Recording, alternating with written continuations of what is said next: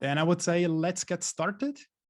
Welcome everyone, and very warm welcome to today's webinar about how to create a custom rule. I'm Fabian, product manager of Akenza.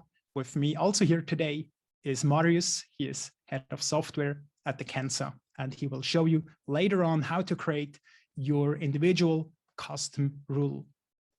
Before we start, I'd like to invite you to drop all the questions you have during the session, to put that onto the chat. We will have a Q&A session afterwards where we're going to answer your questions. Why Akenza?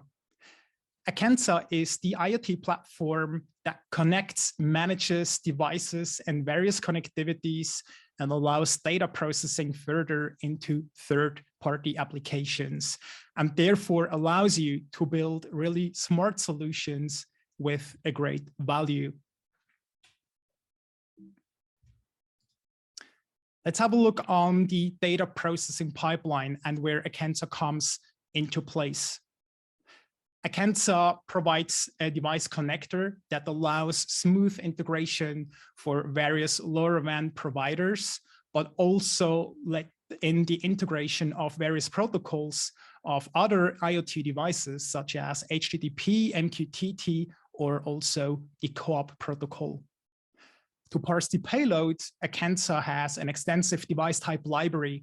That was also one of the topics on the last webinar, where we presented how to create a custom device type. On the other hand, as the output connector, we provide multiple output connectors that allows you smooth data processing in further applications. Last but not least, we run a rule engine on our product, and this is also the topic by today, how to create your own custom logic block on the rule engine on Akenza. What is a rule engine? The rule engine is a feature on our platform that allows you to apply a certain business logic to your IoT installation setup. If, for example, a certain threshold is reached of your installation, you can act with some various actions and trigger data further into, for example, notifying users via SMS or email, or sending and storing data into the Akenza database based on your rule logic, or also sending downlinks to configure or trigger your devices in the field. For data processing, we allow a webhook output connector. And last but not least, as a latest feature, as an output connector, we allow really smooth data processing into the Azure IoT Hub of Microsoft to allow building on a Microsoft instance your application further. And all this is possible without any coding skills. And now I'm glad to hand over to Marius. He will show you now in a live demo session how to create your own custom rule. Thank you very much.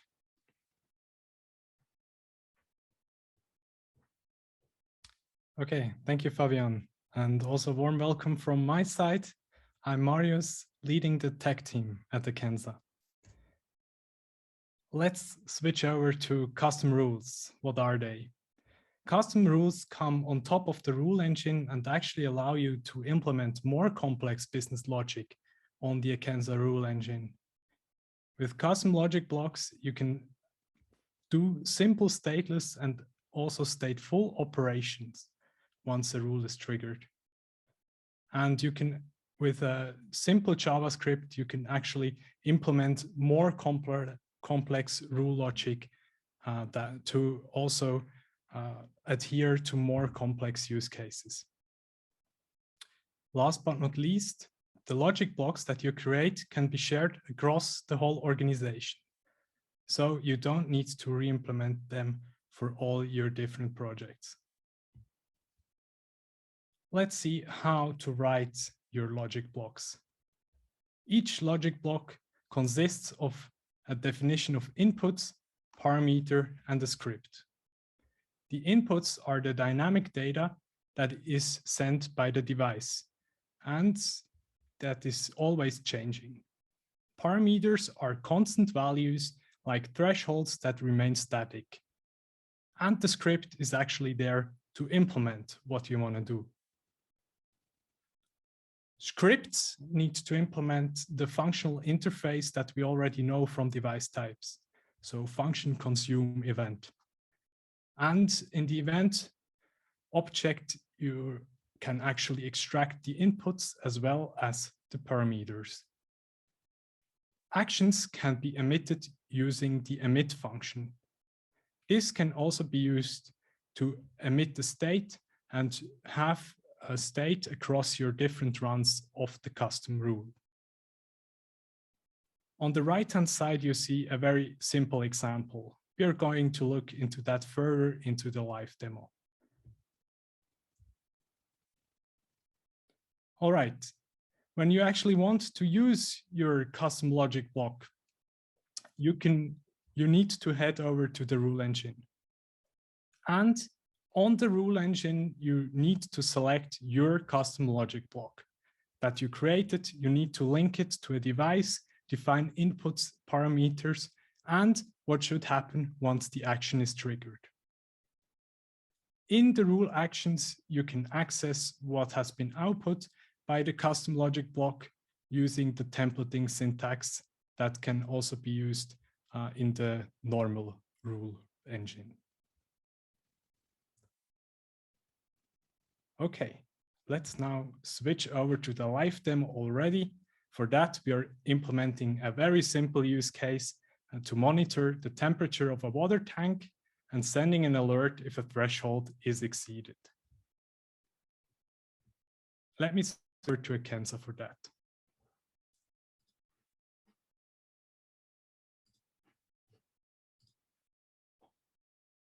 All right, I'm now in akenza, quickly reloading here.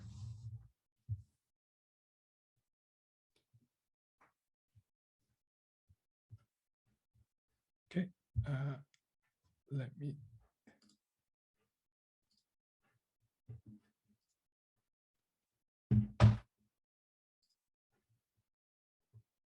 All right, now screen sharing also has been successful. Okay, first of all, we don't have an existing setup, therefore we are going to create it. For that, we first of all create a new data flow. We are going to select the HTTP connectivity because it provides because it's very simple in testing it. So I'm going to create an HTTP connector, saving that. I'm going to select pass-through as the device type to not do any decoding of the payload. And I'm going to select the akenza database to store the data. I'm saving the data flow now as HTTP data flow. This has been created. Let's head over to the asset inventory. In the asset inventory, we are creating a new device called water tank 1. We're selecting the HTTP data flow and we're proceeding. Generating a new ID. The water tank has been created. We switch over to the detail view and the API configuration. We copy the uplink URL and head over to Postman to already send some data. We're going to send, for example, temperature value of 12. If we switch back to akenza and reload, we should now see that this data has arrived. We see the device has switched to online. If we go to the message logs, we also see that our data has been processed. All right, let's now switch over to the rule engine. We are first creating a rule that uses the comparison logic that already existed to apply a simple threshold. We create the rule, we select our newly created device. Now we need to select the pre-existing akenza logic block the comparison logic. We connect it. We write default, which is the default topic, and temperature, which is the data key that we have been sending in Postman. So in the payload, we send temperature. For this reason, we need to select temperature as the data key. This is a numerical value, therefore numerical value type. We want to send an alert if the temperature is bigger than a certain threshold. Threshold is 25 degrees, for example.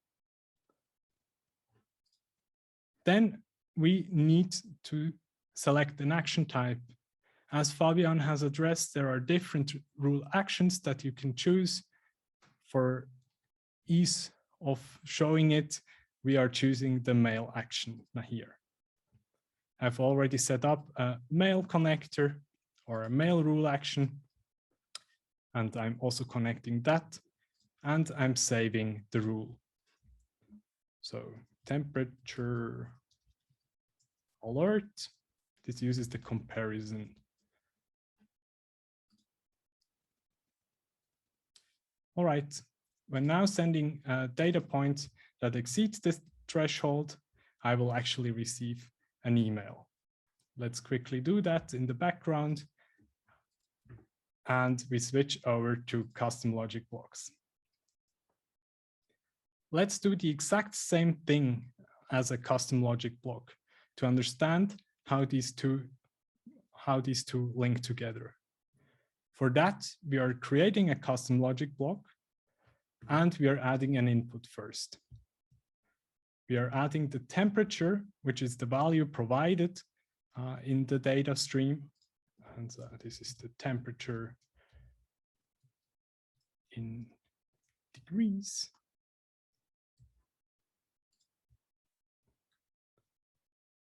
The input variable name, we say it's called temperature. We add the input. Then we also need to define a threshold.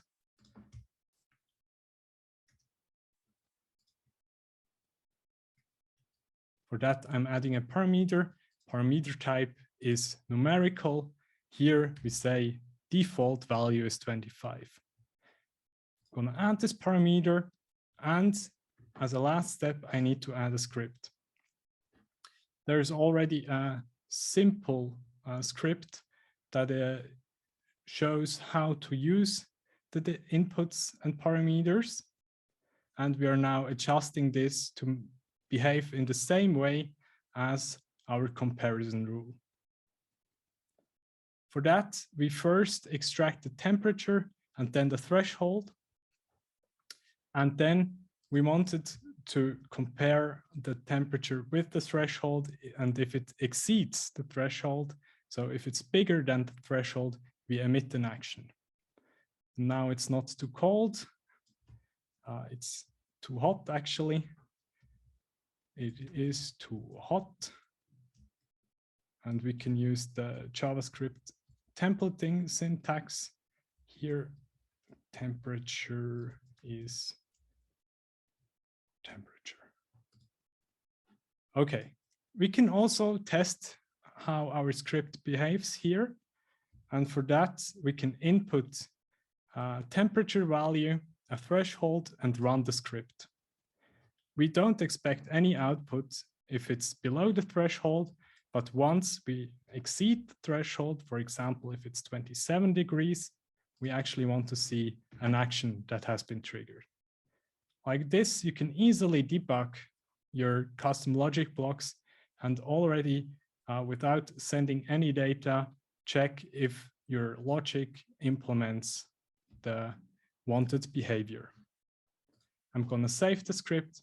I'm going to name the custom logic block temperature alert, and I'm going to save it. Now, for using it, I'm heading back to the rule engine, and I'm creating a new rule. Okay, let me quickly see if a mail has arrived in the meantime, just for you to see. yeah, temperature is too high, the temperature has exceeded the threshold. I'm now going to disable this rule because we no longer need it. Okay, creating a new rule.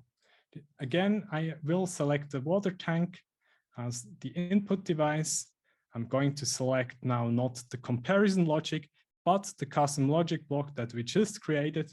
So this temperature alert, I'm connecting those two. Like this. I'm defining again the topic and the data key that comes from this device. And that should actually be used as the input for the custom logic block. Then, as a last step, I'm again sending a mail.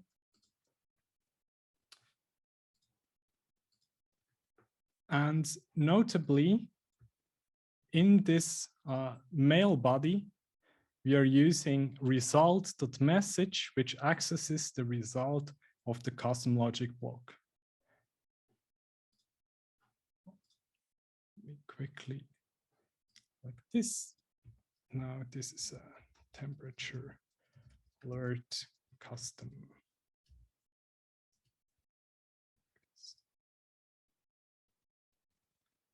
All right, we can again send some data.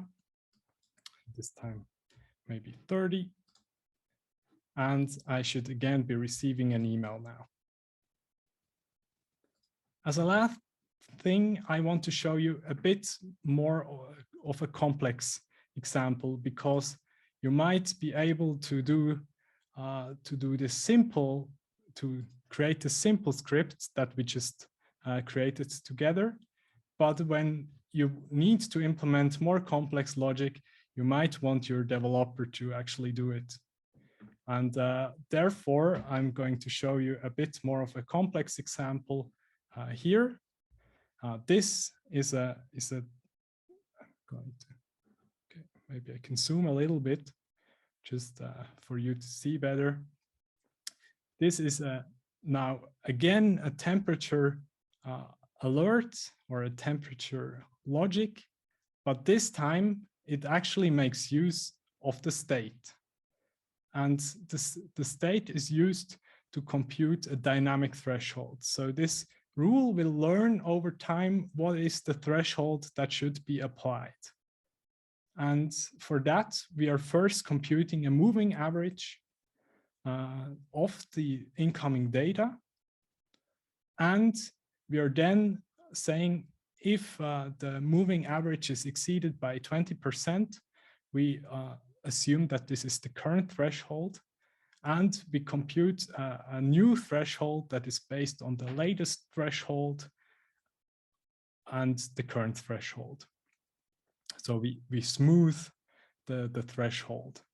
And then once the temperature exceeds this newly computed threshold, we emit the action.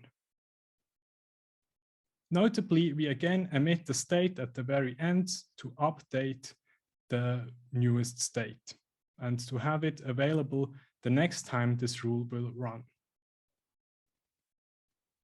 Such a more complex example is important if you need to actually adapt to the changing environment and you don't want to configure a static threshold.